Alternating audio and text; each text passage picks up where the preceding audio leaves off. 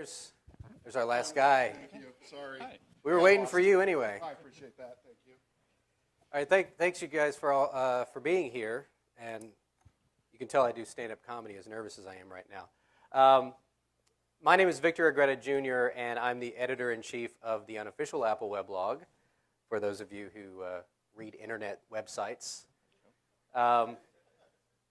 So I was not in the Keynote thing. I was actually over at Jillian's, and since they are recording this and whatnot, we don't have enough mics to go around. At the end, we're going to do a Q&A thing, and so I'll just repeat. It's going to be awkward, but I'll repeat your question when you ask something. So we'll do that at the end. But first, I want actually all of our four panelists to introduce themselves and tell us what they do. So, Leander? Hi, I'm Leander Kahney, and I'm the editor and publisher of Cult of Mac, which is another blog about Apple, and written some books about Apple. The most recent one was Johnny Ive, the genius behind Apple's greatest products, which is a biography of Johnny Ive. I'm Peter Cohen, and I'm managing editor of iMore, yet another Apple blog. And hi. My name is Tom Maes, and I'm a developer. I work for a startup called Truecaller in Sweden, and I need to learn a new programming language. Swiftly. Yeah. Hi, I'm Joe Pezzillo. I'm a longtime Apple developer, former Apple employee from back in the 90s, and co-founder of Push.io that's now part of the Oracle Marketing Cloud. And a round of applause for these guys, please. Very lucky to have this brain trust on stage for you guys to throw peanuts at. And so let's get right into it. I'm actually going to go in the order in which things were sort of announced, and so we'll leave the best for last, of course, which is all the cool developer stuff. I want to ask, though, off the top real quick, what was the most boring thing that you saw today? Leander. The thing they made the biggest deal about at the beginning, which is the translucency in the menu bar. I'm like, it was, they were going on about that like 4 times, went on for about 20 minutes, and it was looking really, really depressing that we were going to have to like sit through this stuff. But then it switched pretty quickly into some much more substantive stuff. But that was the most boring thing for me. Peter? Well, given that I'm like firmly immersed in the OS X world, some of the iOS 8 stuff kind of put me to sleep a little bit. Yeah, I wasn't really bored. We didn't get any like half-hour-long game demos this time, so that was a relief. I think for me, the beginning of the iOS 8 stuff started off kind of slowly, but then later we saw that it was all in the development, on the development side, that it was really exciting. So not a boring keynote. Yeah, I didn't find any of it boring, although it's interesting how much, some of the things that we've taken for granted for so long are suddenly like being re-presented as kind of fresh or new or different. There wasn't a lot of eye candy by comparison to years past, but no complaints. So just in macOS right now, what's the number one thing that you're looking forward to coming down the line in Yosemite? Leander? The collaborative stuff, what do they call it? There's so many things. I've forgotten the name of every single Continuity. feature. Yeah, the continuity stuff. That looked really fresh. I haven't seen that on any other platform, am I right? And it looked totally useful. I mean, it's exactly how I work. Always starting an email on one device and then having to do something crazy like, save it as a draft, but then sometimes it doesn't show up. This looked like something I could really use, except I was a little bit worried about privacy. What happens if you're looking at something, you should be looking at and someone else picks up your iPad in the living room like one of your kids? My kid's playing Minecraft and, all of a sudden. Right, something, yeah. You want to finish browsing porn on this? Presentation, Right. Yeah, no. That's right, yeah. Private sessions. Actually, I'm curious how many people here have like hacks and kludges and whatnot that they've cobbled together to sort of simulate continuity. You might here have like third-party apps and whatnot. There's several out there that do this. What about you, Peter? That's definitely the standout for me with the OS X stuff that I'm really excited about. I have struggled to really do a coherent workflow from Mac to iOS, so that part's very exciting. The idea of using my Mac as a speakerphone is incredibly appealing to me because I think I've wanted to talk on my Mac, using it as a phone for longer than I've had an iPhone. So that part is Really, really exciting. The other part of it, though, that Some of the greatest developers in the world, by the way, just walked in. so- absolutely. The other part of it that really excites me is with handoff. You know, we've got these devices out there like 12 South makes this product called the Hover Bar. Yep. That you can put your iPad next to your Mac monitor, and I think they're probably going to sell 1 million of those now that once this stuff becomes available. Yeah, it was definitely continuity for me as well, I think. I think many of us use Dropbox to kind of cobble something together for that purpose today, which didn't get any mention at all today. And then the second thing I'm wondering about continuity is how soon will this open up for third-party apps? Is this going to be an Apple-only thing? I didn't really get any hints towards that in the keynote, so that should be interesting to see. I would go with continuity as well, although I'm going to disagree about the phone. The last thing I want to do is make more phone calls or have more, like, stuff popping. Just like I felt so bad for his mom. I mean, come on, it's like, you got to have rule number one, always take your mom's call, right? It's just like, there's something about it where it's just like, I want a little more uninterrupted time and less kind of the sense that, I'm going to get a new set of interruptions on the desktop. So what's interesting, I think, is that with the continuity thing, this is something that obviously everybody has a need for, right? And some people who are technically aware have been cobbling things together. And I noticed that there were a few other things that we've maybe been using tools similar to these already. And the one that really stood out was Spotlight looks a lot like Alfred all of a sudden, all right? So I'm just curious if there was anything else that you guys saw that reminds you of something that maybe not, these aren't Sherlock things, right? I'm going to continue to use Alfred because obviously Alfred does a lot more than Spotlight was being shown to use. But is there anything in your tool set now that you saw today that you're going to quit using because of Apple bringing it into a more integrated way? Dropbox? Yeah, Dropbox. Is that the mail thing, the mail messages? Possibly SugarSync too. SugarSync, okay. Right on. Anybody else out there, does that show of hands so you see stuff? You might getting rid of Dropbox today? Right on. Oh, look at that. Well, it goes back to, what was Steve Jobs' quote about Dropbox, that it was a feature, not an application, Yes, right? Yeah, right. and iCloud Drive kind of proves that Apple is sort of on the same wavelength there. Now, if it works, right? Yeah. And that's a big if. Yeah. When it comes to Apple in the cloud, that's a big if. So that's the thing. I'm curious what you guys think about iCloud Drive because, for normals, right? Let's go back to this idea that normal human beings use these things. How big is that? How big a deal is that going to be?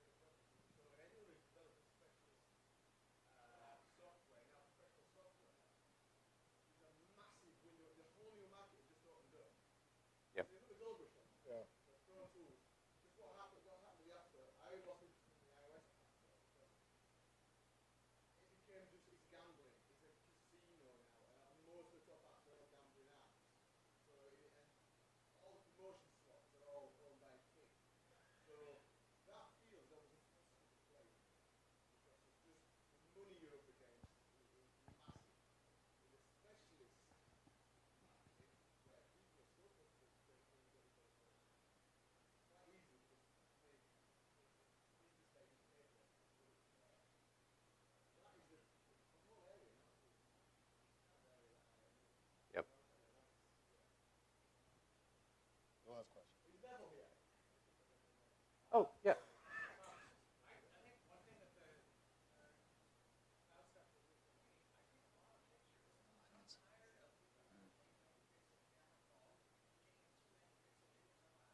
Yeah.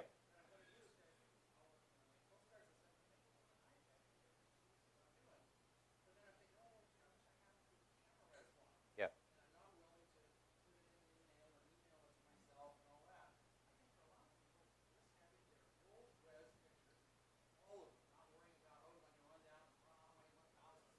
Yes.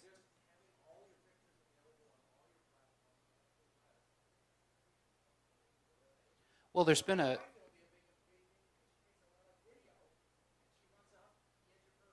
Yes. Yep. there's been a contingent of us for a very long time now who have said, you know, Apple, we want more power out of our iOS devices. We need a file system, and Apple's not going to give us a file system, but iCloud Drive kind of gets us to.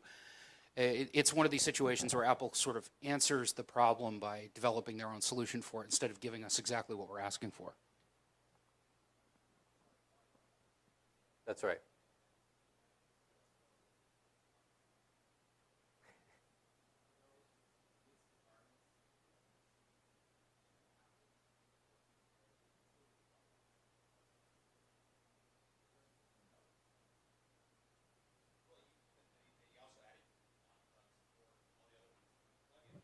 That's right. Yep.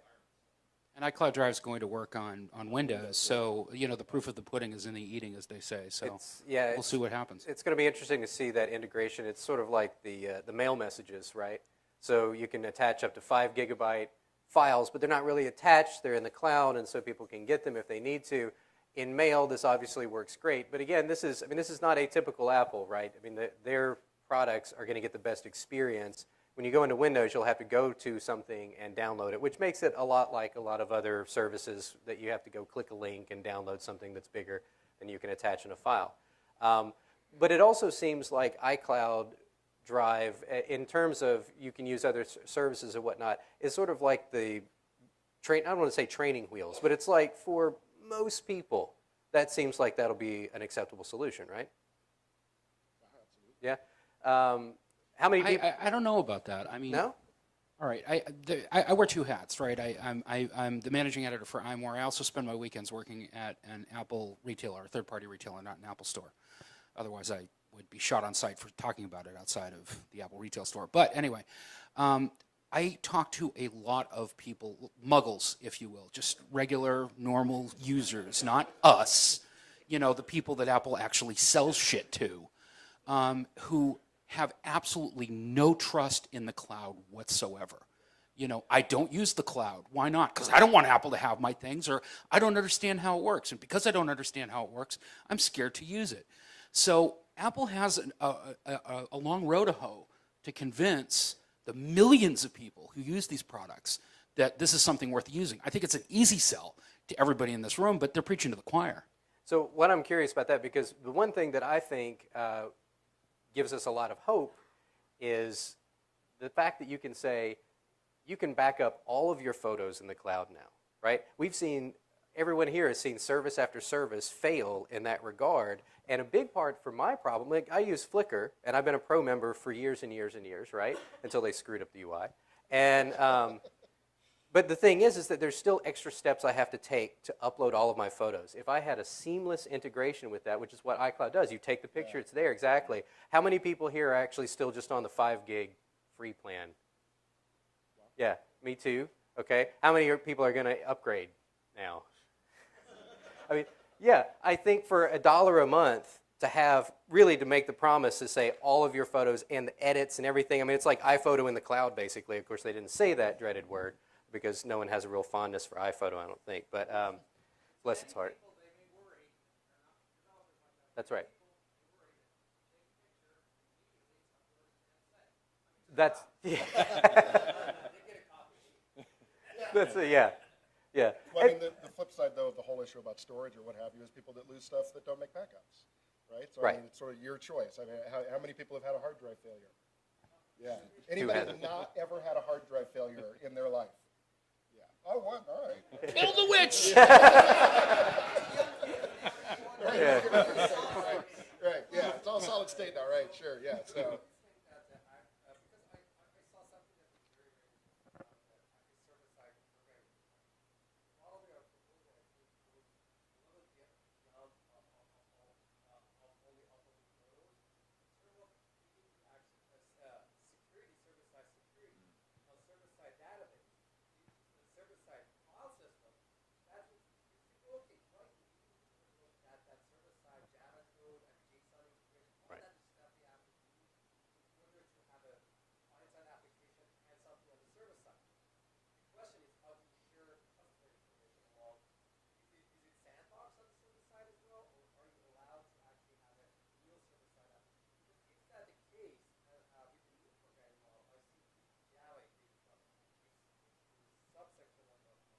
We can hope.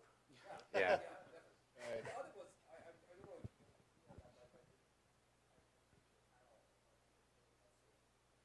Yeah, well, yeah, we're going to get to Swift here in a second. I'll table that for just a second because I definitely want to dive into Swift. But Well, photos in the cloud, did they mention videos? Was that yeah, video is, and that again too, because I know a lot of people who take more than just a 6-second Vine video. You know, I have people who videotape their entire comedy set, and if you do 3 open mics a week, that's 15 minutes a week. That adds up very quickly. So my prediction is that they're going to sell a ton of the 20 gig plans. Yes. I saw something about petabytes in there. That's what I'm going for. Because I was going to try to demonstrate here, but I have this perpetual problem when I go to take a picture. There's not enough memory to take a photo. And like, that's what I wanted. That, to me, is the big win from this.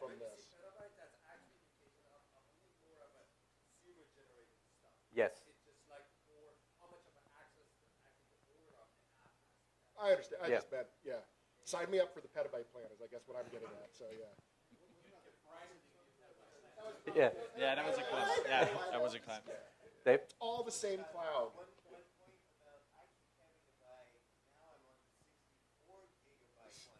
Right. Exactly. Yeah. You know how I solved the problem? I got another one. I mean, One's his phone iPhone, and one's his photo iPhone. And we wonder why Apple is such a big company. So,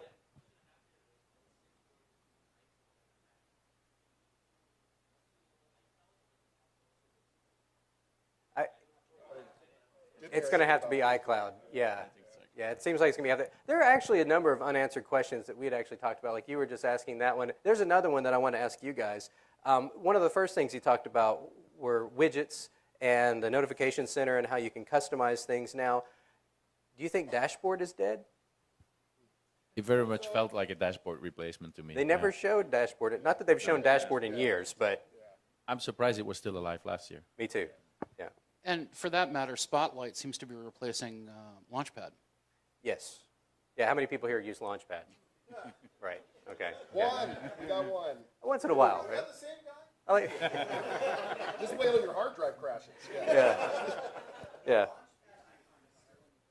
Oh, I noticed that too. Yeah, it's interesting. But clearly, the functionality, they're migrating it over to Spotlight. But to your question, I think that the interesting thing for me about Notification Center and widgets is that it was an example of some parallel development between iOS 8 and OS 10. Yep.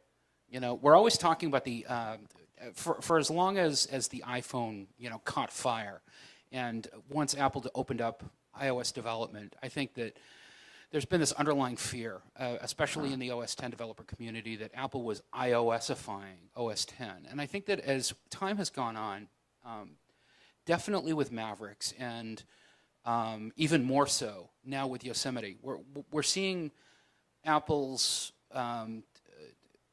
strategy as blurring the lines between the two operating systems, but understanding that they're very distinct workspaces, that people don't use their Macs the same way that they use their iOS devices, but let's not just blur the line, let's obliterate it altogether and try to make that experience between OS 10 and iOS as seamless as possible.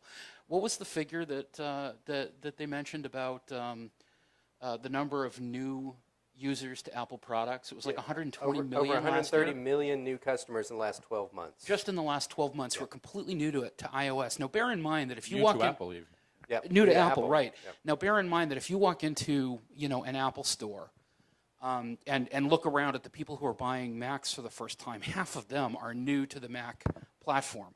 Of that percentage, a great deal and a growing percentage of them are coming to Mac because of their experience with another Apple product, whether it's an iPod or more than likely an iPhone or an iPad. They've got that experience. So their experience with Apple products is being driven by understanding how iOS works and how that interface works. So making that experience between iOS and OS X as seamless as possible is something that behooves Apple a great deal, I think. You had something? Oh, sorry.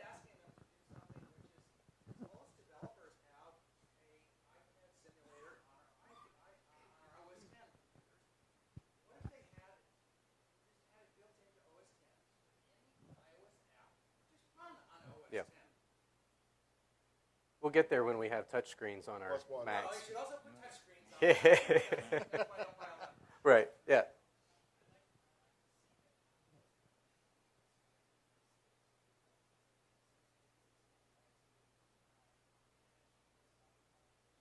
Yeah. Anyone, what were they using to run the web searches on Spotlight? Huh? Yeah, I was curious to see what was powering it, because... There was definitely a lot of nods to Bing. Yeah, there was a And- Wikipedia and shortcut Wikipedia, that was interesting. right, the which Ansel Adam thing. It seems to be like tied very tightly with that. So I don't know that they're doing a Google search. Yeah.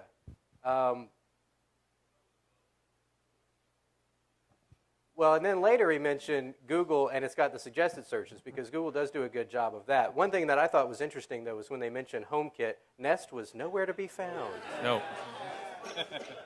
Odd, that. they showed a thermostat. They showed a thermostat, but it wasn't Nest. Yes. I think it was a Honeywell or something.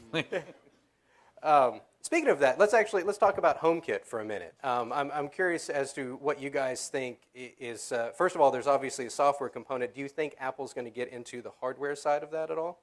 First of all, talk about the software side, and then we can talk about the hardware. Speculation. You're good at speculation, Leander. Good at making it up. I have no idea. You know, it was, I just bought a couple of home automation systems, an alarm system for my office, and the thing's a huge pain, even though it's like an Iris system from Lowe's, which is supposed to be dead easy.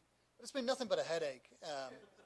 And I'd love to see them, simplify that. But I think there's still that kind of, for the first time, they actually gave me a really good use case for a home automation system, which is like, Siri, I'm going to bed. Yep. And it turns everything off. Before that, it was like a lot of tinkering around. I mean, I'm not that lazy that I can't get up and turn a light off or reach for the TV remote or whatever. I think the use speak case for is still yourself. yeah. But it would be nice if all the doors locked. I mean, the hard thing with hardware is that if you're going to make this stuff work, you've got to go around and retrofit everything in your house.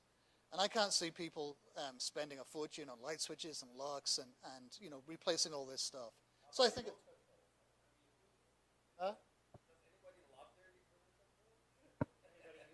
True, but we're not to that one yet. They haven't announced that thing yet.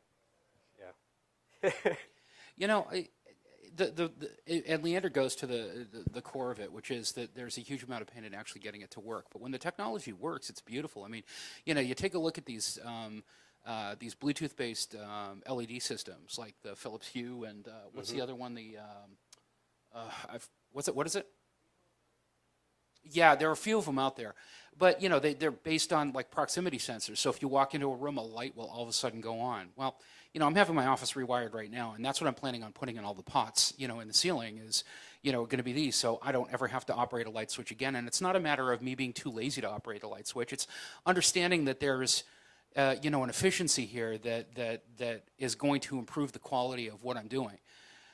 So I don't really think that Apple has to get into the hardware end of this, as long as the hardware manufacturers are on board with what Apple is doing, and they're making it as seamless as possible for people to use.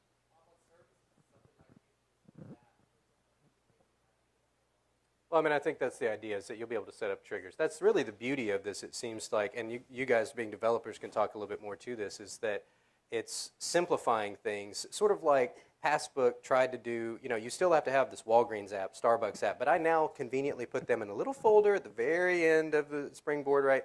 And Passbook has everything all in one place. So that seems to have been the sort of pilot project for this. And then what would you guys do with this as developers? I think it's providing one common SDK that Yeah. developers can use. I don't see Apple getting into the hardware side of this because this is a really fragmented space. It doesn't have the kind of one-size-fits-all kind of product solution that Apple likes to do. So I think it's something that's more akin to like Passbook, like you're saying, or the CarPlay, what they're doing there now. Yep. So they set a couple of standards. They provide an SDK so people can build apps, and then it's up to the manufacturers to fit into that. So yeah, but I'm still puzzled. We'll see where it goes. Yeah.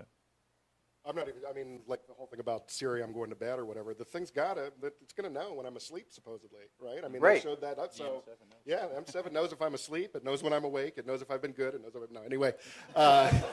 But the other thing I was thinking about relative to this, and, you know, we always say these things like, well, Apple wouldn't do this, Apple wouldn't do that. The one that was a curveball for me a couple of years back was when they introduced the rechargeable batteries. Yes. Right? It wasn't something, I mean, great thing, and obviously we use it in so many different places in the Maes and all that. But just the fact that they did that was very forward-thinking, it felt like. It was actually practical and useful. So I could see Apple taking some different approach, right? Maybe they're not going to actually make light bulbs, obviously, but maybe they do make some kind of, you know, intermediary between the wall socket and other devices. Right. Yeah, the And one then that piece- becomes part of this mesh or what have you. maybe the one piece of hardware I can see them doing is maybe an Apple TV. Yeah, Is- right, yeah. In theory, yeah. But you know, for the home automation that would like take care of that, be the hub for that too. Yeah, But like for instance, Apple doesn't make iBeacons. They provide a set of That's right. standards. correct. Well, that's not true. I have 2 iBeacons in my pocket right now, so, yeah. Correct. That's, yeah, the standards there, and you adhere to it, right? Yeah. Yeah.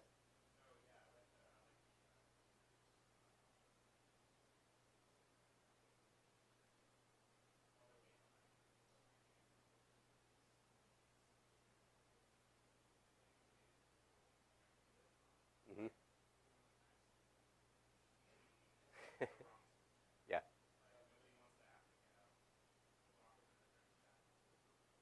Tap it, yeah.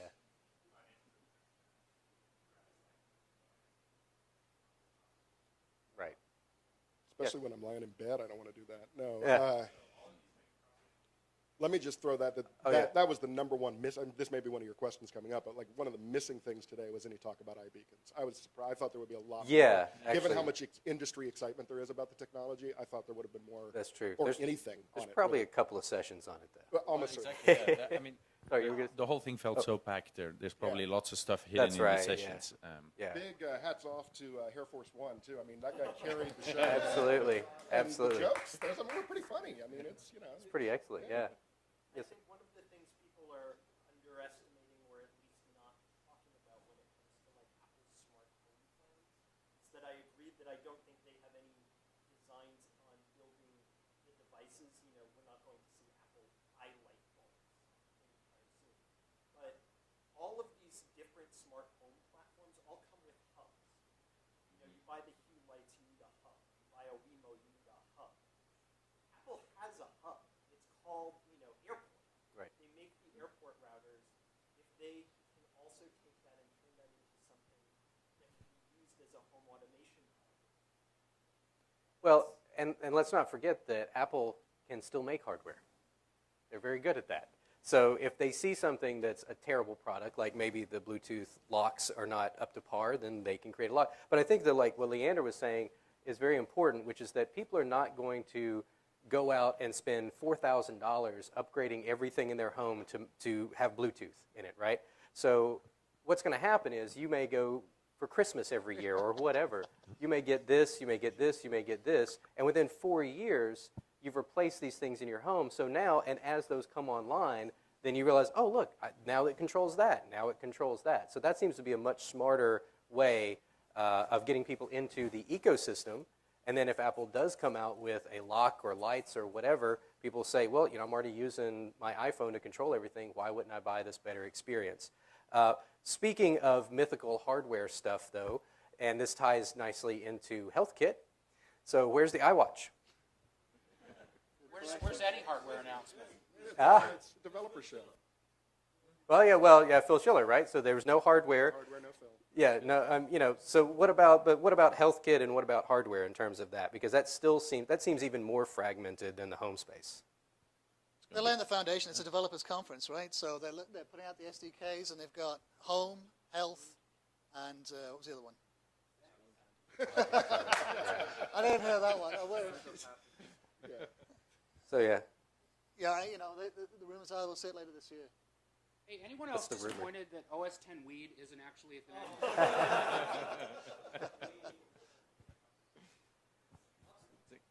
So what about, I'm interested in the developer perspective in terms of HealthKit. I mean, this seems like, though, a really obnoxious problem because with lights, with locks, with most of the stuff in your house, it's an on-off situation, right? We're still X10 sort of era. There's a little bit you can do with the hue and that sort of thing, changing colors or whatnot. Health is a completely different ball of wax. And it made me a little bit nervous that they said, well, we're working with the Mayo Clinic, which is awesome, but there's a few other hospitals in the world. So it's like, my concern is, do you think that there's going to be enough buy-in for this to really make a substantial difference in this market? For the record, nobody outside the U.S. knows what the hell the Mayo Clinic is. There you go, right? Yeah. Maes Clinic, yeah. But a lot of other people don't know A what. bunch of other hospitals and healthcare groups that were part of a consortium. I think I don't know if Yeah. they called it a consortium, but there was, there were a whole bunch of there was a Yeah. whole slide of logos. Didn't they meet with the NIH last year? Yeah. What's that? They had a big meeting with the NIH. Oh, did they? apparently, Yeah, so So if there's a zombie outbreak, HealthKit's going to be like, alert. Yeah. You get a new push notification. You're a zombie. Quick show of hands. Oh, yeah. Who, Get a microphone who up here, there. Who here is doing EHR work? Explain what that is real quick to the other folks. What's that? EHR. Electronic health records. Okay. And I'm sure that the 2, 3 of you who raised your hands know this is a nightmare, an interoperability nightmare. Everybody's got their own custom solutions. No one communicates with one another. Then you've got HIPAA on top of that, Right. complicating things. So does anybody here realistically think that Apple is going to make a really big play in the healthcare business? Well, so I'd like to just comment on that in the context of the Internet for Things, and we're talking about whether or not Apple gets into the device game. In my observation, when you looked at their partner lists, in both cases, they're clearly going to partner with industry for the device, in both cases. So for the medical information, they took a siloed group of hospitals that probably have the same basic system that they run on, and said, we're going to partner with you. I think it's a good first step, because if you push in that space and you make any movement, McKesson's going to jump on board. The other health providers are going to jump on board and say, I want the SDK also. And they have the leverage with the number of devices that are out there. So I think it's a great strategy, and I think that that's probably the right way to approach it. I don't think that Apple needs to go and innovate on health sticks and necessarily even have a blood pressure monitor sensor or raw data capture. I think you can partner with other companies that already do that. You give them that SDK where it all comes back to an integrated health system on the phone. That's the genius in my mind. Yeah. And same thing for the Internet of Things. That Right. There's an interface, a single app, and all of a sudden when you want to control your home, I don't have to go to Chamberlain's device. I don't have to go to Nest. I go to my one Apple interface for thermostat, lights, garage door. And it seems to me also that if they allow the people who make these apps, or if the hospitals who maybe integrate with these things, to keep that data and keep it secure and safe, which they said that they want to do that, that's going to be really key to buy-in as well, because you don't want that fragmented, and then also people don't want to feel like Apple's taking all of that data and doing something with it either, because that's kind of an important thing. So we had another person here. Use the microphone if you don't mind. So if Apple isn't going to be making any of their own data collection devices, why did Nike pull the plug on the Fuel Band? Good question. The iWatch. Well, we've heard rumors, right? The easy answer is because Nike makes sneakers and they make clothes and they make lots of things. The Fitbit was, a very marginal device for them. The core of their business is elsewhere. So the fact that they have put it on life support for all intents and purposes didn't surprise me. The M7 chip does a few of those things, yeah. And I think we're going to continue to see more sensors built in to the iPhone, right? Because that's part of, and we've seen tons of patents around this, the awareness of your device and the context in which it's in. I mean, ideally, and this was a patent years ago that they had, they showed how they want to be able to tell if you've pulled it out of your pocket to do something, or if you've laid it on a table, or if you're driving in your car, all of those contextual awareness things. And so more sensors, more better, right? Real quick, let's see if we can get a microphone to this guy right here. And we're going to switch over to iOS and some of the iOS 8 stuff in just a minute as well, not just HealthKit and all of that, but some of the inter-app things. Go ahead. Oh.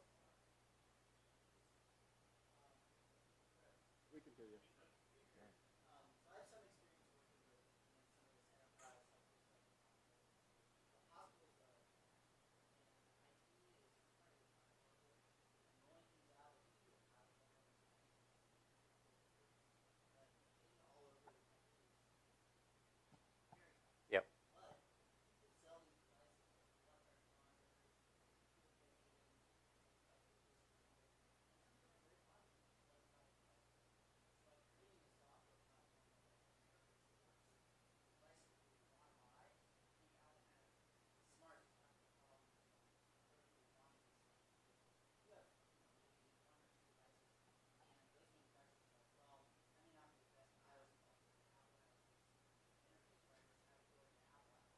Yep. Yep.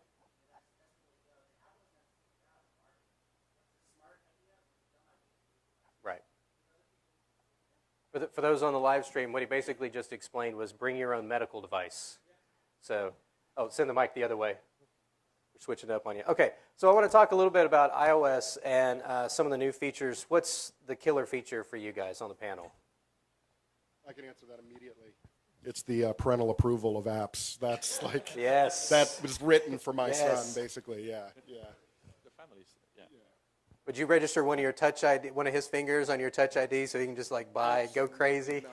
Yeah, exactly. That's As long as you don't have any more than 4 kids. Right. Well, yeah, there's that too. But yeah, the killer feature for you. Yeah, I think all the family stuff was pretty interesting. The other thing, well, the biggest killer feature and the one that all the developers I know had been hoping for was the remote view controller stuff, the stuff where you can show part of your app's interface in another app. That the larger integration between apps is something everybody's been wishing for a long time. Yeah. And then if I can add one thing, it's different keyboards. Yes. Like a friend was sitting next to me, his comment was like, finally somebody else can fix that shift key. So I think that's going to be a really interesting change as well. And of course, already the lists are out of people saying like everything Apple caught up to Android with. Well, that's always, anyway, yeah. they take their time and Exactly they do it right. Yeah. So. Peter? So everybody looking forward to getting SwiftKey on their iOS device? Okay. Extensibility. Extensibility looks really cool, and it could, because that answers a big problem that we've had with iOS for a very long time. I'm really looking forward to seeing what y'all are going to do with that. What you, Leander? I guess the sharing data between apps, which we talked about before. Yeah. And I actually can't remember. What else was there? Well, It was the so other one I would go much. for is metal, because I love Okay. my candy, and that was just yeah, Metal, it looks fantastic. But before I get to that, actually, I want to talk about, no one mentioned AirDrop now working between Mac and iOS, Yeah. right? Yeah. Okay, That's because I keep forgetting we didn't already have that. That's such a gimme. Like, But it's funny because we're in the IRC chat for the live blog at 2L, right? And Erica Sadoun, who some of you probably recognize that name, she said, well, this has been a boring keynote. And what's funny about that is that she says that every keynote. This was so much stuff in there that we didn't even mention AirDrop in this conversation right here, right? Like, that's a huge thing. We've all been waiting for that for so long. But then this comes along, and we're like, oh, my God, that's even better. So I think it's been fairly amazing for that. Here, wait, let's get a microphone on you, because the people of the live stream, have pity on them over at Jillian's. They're hanging out, and we're going to pass a mic down to you in just a second. But yeah. Quickly, I didn't hear anything about hardware. Yeah. It wasn't a hardware show, which I think people have set up the false assumption that hardware has to be announced at WWDC, and that's the media's fault. Don't blame me, but other people. Also, I think it's Sue was really driving all that. also one of the biggest thing I think was iMessages, where you can lift your phone to talk, send a voice message, and the other Yes. person can listen and reply back. Yeah. Yeah. I think that is huge. Yeah. That looks really good. Because, I mean, messaging, definitely is kind of primitive Right. now. And, next generation email, that looked great. Also Siri, I thought. Siri, like no touch Siri. That's right. That'll make a huge difference. Because I have, Android envy when I see That Motorola, I saw somebody using that, Yeah. and that's a really, really nice feature. If you've ever used it, the difference is just phenomenal. And there's actually an ad, if some of you guys remember, there was an ad several months ago last year where they show someone, and it's like, is your phone causing you to work more than you should or whatever? And they showed how someone has to push the button to get Siri. This directly addresses that. Yeah, it So works- Siri's always works great. listening. So yeah, don't be scared. That's right. Aren't you concerned that actually you can pick up your phone and without authentication, actually you can reply back to it? That I was a little bit surprised, even without Touch ID. Yeah. That's it. Yeah, what do you guys think about that? I had that thought as well. So security and Well, we haven't seen how it works in detail yet. There might That's the just not thing. be a passcode on that phone. I don't know. That's right. Yeah. Keep in mind, there's a lot of stuff in the demos that they don't do, like tap in their passcode every time they open it after 5 minutes later, right? So, or Touch ID, exactly. Yeah. So I'm thinking probably a Touch ID. Well, and I mean, the way it works on OS 10 is that users can choose whether or not they want to allow replying to notifications from the lock screen on a per application basis, whether Apple is going to do that with this, or if they're going to do something like like they do with Control Center, where you can choose, yes on lock screen, no on lock screen for everything. I think that makes a lot of sense in this instance. And isn't Touch ID, the API, isn't that a big deal? Yeah. Yes. Yeah. Mobile payments? Yeah. Are you Touch guys all ID. going to use it? Well, not mobile payments, but being able to use Touch ID to authenticate, basically, instead of having to type in password all the time. I think that's going to be big. But it also makes me think that Touch ID is going to be on all the Everything. hardware very Right, soon, totally, yeah. right? Yeah, it's iPods definitely too. on the next Yeah. iPad. Yeah, let's hope it's on Macs. That would be great. So the only other thing I was going to add is that there was a lot of talk about security, right? It came up over and over and over again. They dinged Android with it. They talked about the importance of privacy and your own data and protection of your information frequently throughout the presentation. So it feels like that might just be a demo oversight, if you will. I mean, the good news from my perspective is they're clearly putting a lot of time and attention into it, and that's what we need is smart people thinking about these issues. Speaking of smart people, go ahead. Did you have something? I'm done. I think just in general, maybe that's not specific to iOS, but like all the cloud-based stuff. I mean, Apple's had kind of a spotty track record in Very that space. generous. Yeah. But now they're looking to replace services like Parse. It looks like so. That's one of the big question marks to me. Like, how is that working? And they're like half the demos involved some kind of server-side component. You're sending voice messages back and forth. You're syncing all your photos to the cloud. There's a lot of cloud stuff throughout the keynote, and I'm just wondering, like, how well is that going to work? How well is it going to hold up? Yeah. Well, even getting SMS on your Mac. Yeah. Like, there's a whole procedure that has to be involved in that, because it's not just I mean, iMessage and SMS are a completely different kind of a thing. So to me, that's incredibly exciting because I have plenty of Android. Keep in mind, I know a bunch of comedians, most of whom can't afford Apple devices. So that's a big deal to be able to do that. Sorry.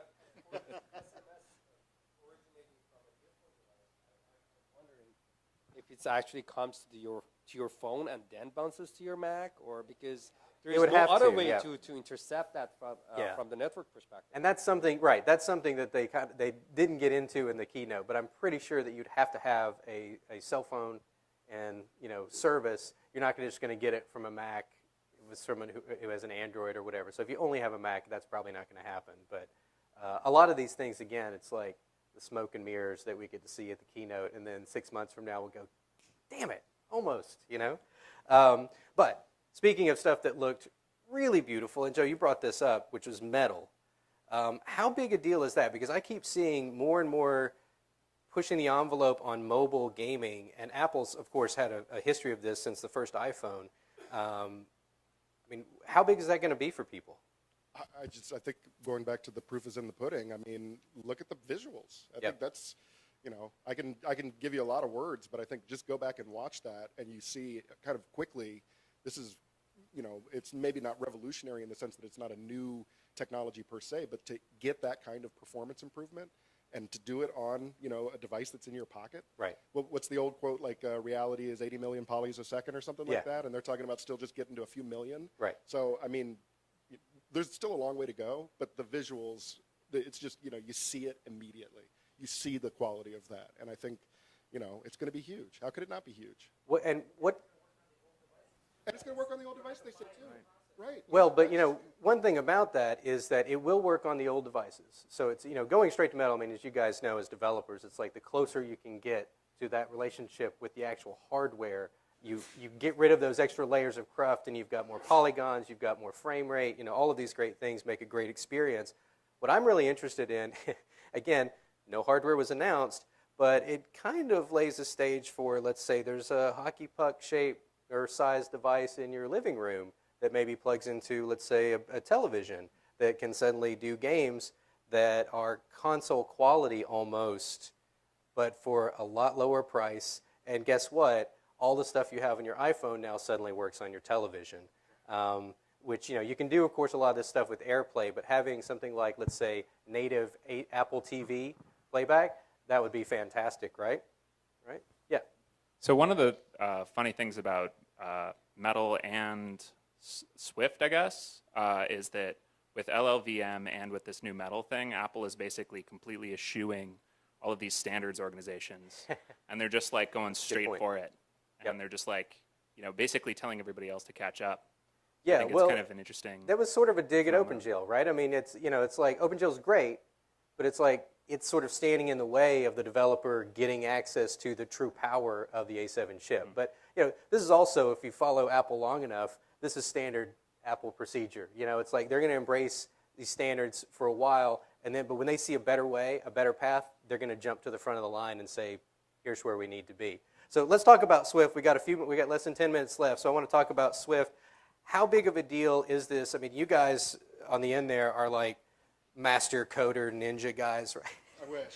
Okay, so you're mediocre developers at the best, right? So as a mediocre developer, how big a deal is Swift for you? It may make me less mediocre, hopefully. Yeah, that's what I'm hoping. Like, but the thing I thought was really fun was when that slide with Objective-C came up on the screen. Developers were actually gasping. People around me were like, oh, "They're not going to touch Objective-C, are they?" And then, you know, the story continued, and then it sort of turned into excitement. Yeah. But it's a tremendously big deal. Yeah, you've got a room full of people who built a career on knowing one language, and it's being replaced by a different one. So it's going to be really interesting. I don't know anything about it yet. We'll see. Yeah, that's a killer feature of you can use emoji. If you can use pile of poo as a variable name, you're set. You're future-proof. Like, let's not do that. Someone actually brought up on Twitter, I think, something that and again, this goes back before I was a developer, but some of you old-timers may remember the Pascal debacle, right, that Apple had many, many years ago. But I think that this is a very, very different time. This is a very, very different space now, and Apple's in a completely different space.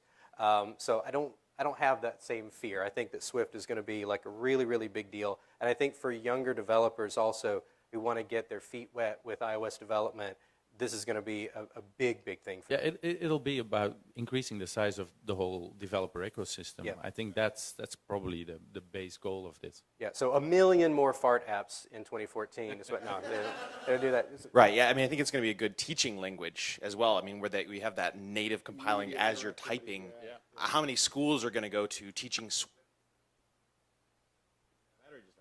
Teaching Swift is their primary language. Cut off, right. Because you can basically show them what's happening as they're typing. Yeah, being able to show as you type, that kind of blew my mind. Like logo for the 21st century. Yeah, exactly. That's a great. Right, that you can actually cool build quote. an app and put on the store. Yeah, that's right. I mean, so, yeah. And the browser, yeah, I don't know. Actually, I was curious about the browser thing, and the guys on the panel. While we get, can we get a microphone to the gentleman right here? Are we out of microphones? Yeah, it's dead. Oh, that's too bad.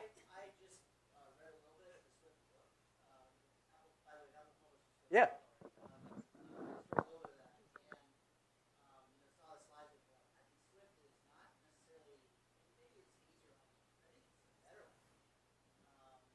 Those fighting words.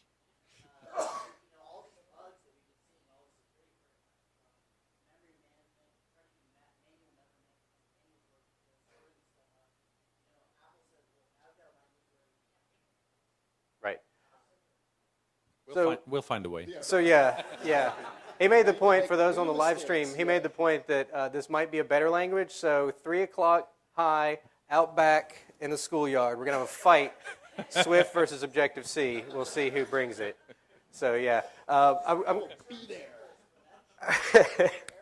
So I'm going to wind it down. We've got about 5 more minutes. I'm curious in just some closing thoughts on what you guys thought about the keynote, and like, is this going to be a big driver for Apple sales? Is this a precursor to hardware? How big a keynote was this year? Go ahead, Leander. I thought it was really big, really significant. Somebody said it was the biggest keynote since the iPhone in 2007, which, I don't know, maybe it is. It looked like they were laying the foundations for some really huge areas, mobile payments, the home, and health, which, with these SDKs, I think are going to play out the next couple of years and really see an expansion into these new areas. So I think it's really hugely significant. I think everyone's going to be disappointed because there's no new hardware. Where's the iWatch? Where's the Apple TV? And, there's going to be like this. Yeah, right, exactly. So there's going to be a lot of complaining. But, for us, it's huge. Yeah. And by the way, for mobile payments, which you had asked before, really what that means is that with Touch ID, apps like PayPal and, all of that kind of thing, they suddenly now have access to that. So that authentication thing, and that's a really, really big deal for those guys. So, Peter? Yeah. Microphone. I'm particularly excited about, as I said before, about the stuff with Yosemite. I'm really excited to see OS X evolve into something different than it has been before. Erasing that divide between iOS and OS X, I think, is absolutely critical to Apple going forward. To Leander's point, Tim promised everybody at the outset of 2014 that Apple was going to have some blockbuster, killer products in the pipeline. One can argue that OS X and iOS 8 are both killer products, but I think that everyone has inferred that that means that there's going to be big hardware. So the second half of the year is going to be really interesting to watch with Apple and see what kind of gleaming, boxes we're going to have to run all this cool stuff on. It is a hardware company. Keep that in mind. I thought it was the biggest developer keynote in years. There were no new products. Frankly, there was no room for new products. I mean, there's stuff that had one slide, like all the cloud-based infrastructure for authentication and everything. I think it was a really big keynote, and we'll only see the significance of it once developers start using this stuff and start building apps with it.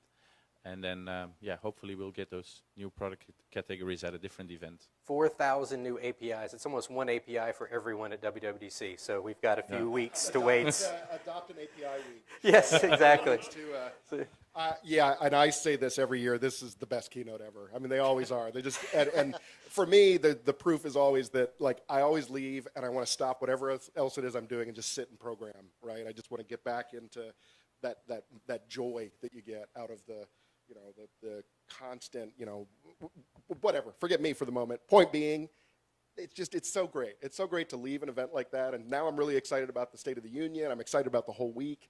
I think that is going, some of the other dubs in the past have felt a little more consumer focused, a lot of media attention on what they announced and so on. But yeah, it does feel like it's kind of back to the roots and really focused on developers. And I'm as thrilled as can be. So awesome. Yeah. So you say it's the best. Erica says it worked. 3 o'clock, out back. Yeah, one more. Over at the microphone. I wasn't sure. Are they going to completely replace Xcode with Swift? No. Okay. No, they will run alongside. Yeah, they'll run alongside. There's still be C, still be Objective-C. Exactly, yeah. It's all on the same runtime. All right, guys, we are down to the last couple of minutes. What did you guys think? Yeah. Thumbs up? how about see Thumbs up. Double thumbs up. Not bad. Half. All right, so Those thumbs people. down. Anybody thumbs down?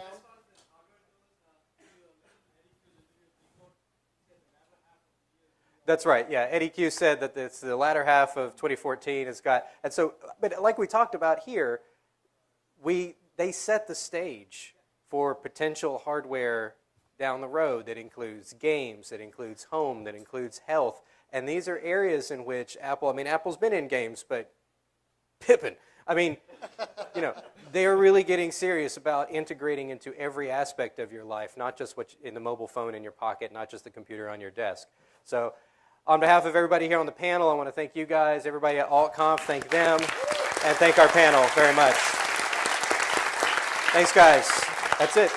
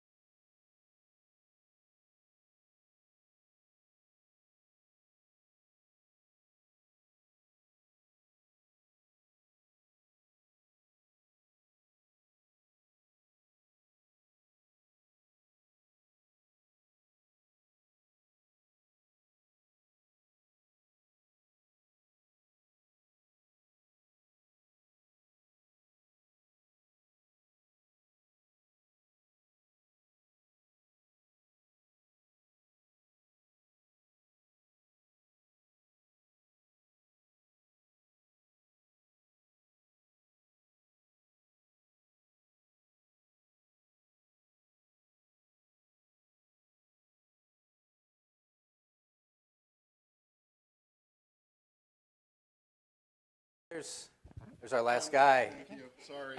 We were waiting for you anyway. I appreciate that. Thank you. All right, thanks you guys for being here, and you can tell I do stand-up comedy as nervous as I am right now. My name is Victor Agreda Jr., and I'm the editor-in-chief of the unofficial Apple weblog, for those of you who read internet websites.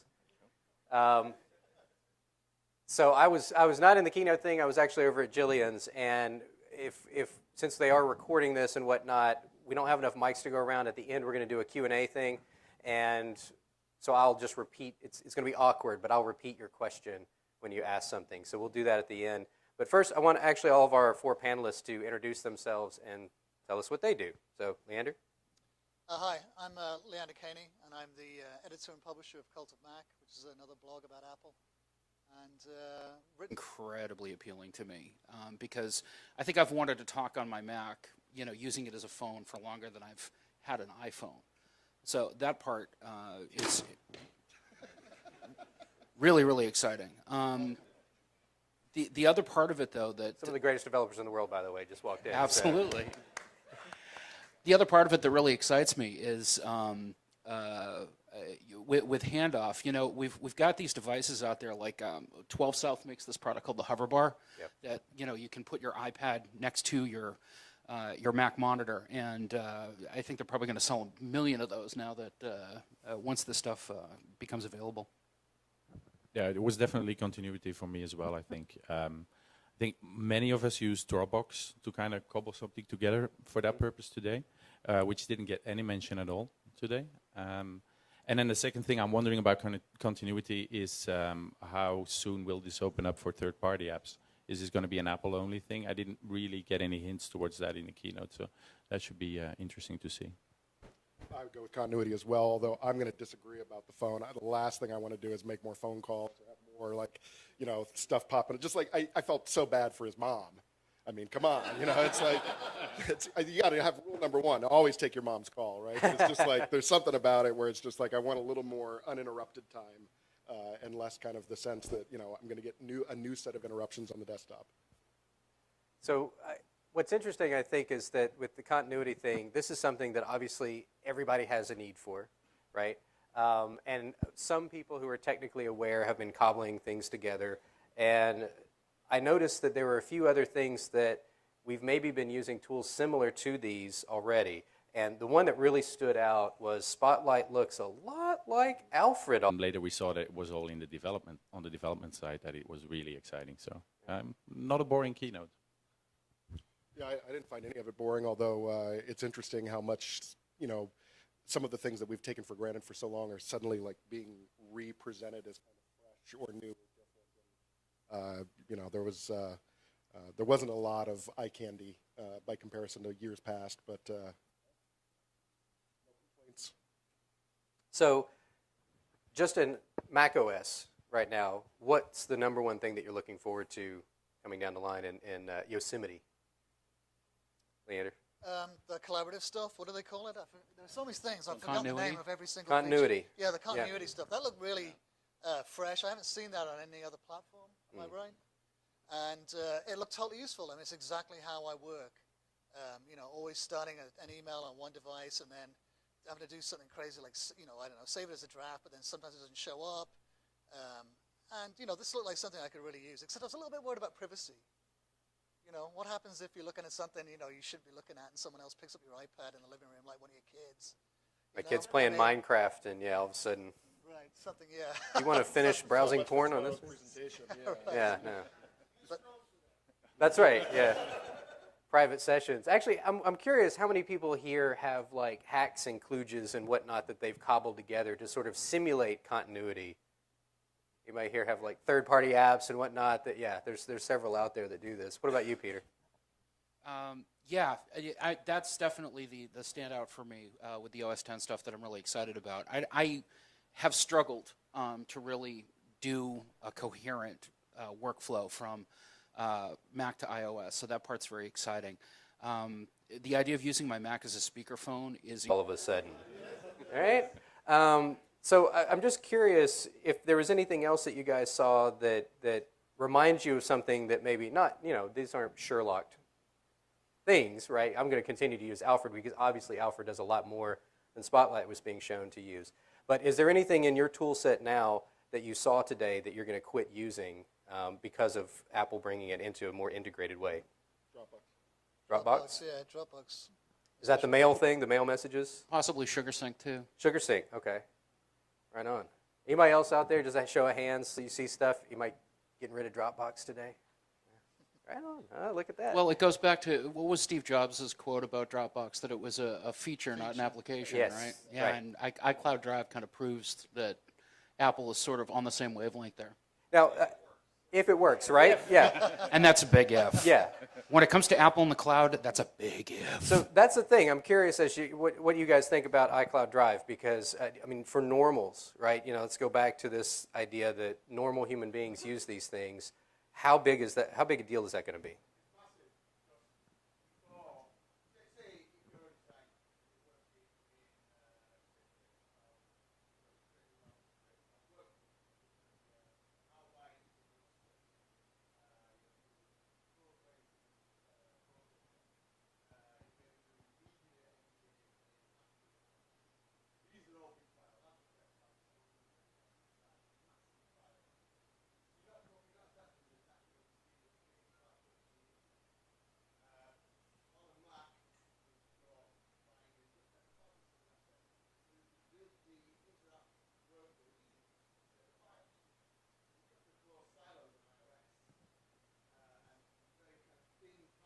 Some books about Apple. The most recent one was Johnny Ive, the genius behind Apple's greatest products, which is a biography of Johnny Ive. I'm Peter Cohen, and I'm managing editor of iMore, yet another Apple blog. And hi. My name is Tom Maes, and I'm a developer. I work for a startup called Truecaller in Sweden, and I need to learn a new programming language. Swiftly. Yeah. Hi, I'm Joe Pezzillo. I'm a longtime Apple developer, former Apple employee from back in the 90s, and co-founder of Push.io that's now part of the Oracle Marketing Cloud. And a round of applause for these guys, please. Very lucky to have this brain trust on stage for you guys to throw peanuts at. And so let's get right into it. I'm actually going to go in the order in which things were sort of announced, and so we'll leave the best for last, of course, which is all the cool developer stuff. I want to ask, though, off the top real quick, what was the most boring thing that you saw today? Leander. The the thing they made the biggest deal about at the beginning, which was the translucency and the menu bar. I'm like, it was, they were going on about that like 4 times, went on for about 20 minutes, and it was looking really, really depressing that we were going to have to like sit through this stuff. But then it switched pretty quickly into some much more substantive stuff. But that was the most boring thing for me. Peter? Well, given that I'm like firmly immersed in the OS 10 world, some of the iOS 8 stuff kind of put me to sleep a little bit. Yeah, I wasn't really bored that we didn't get any like half-hour-long game demos this time, so that was a relief. I think for me, the beginning of the iOS 8 stuff started off kind of slowly, but then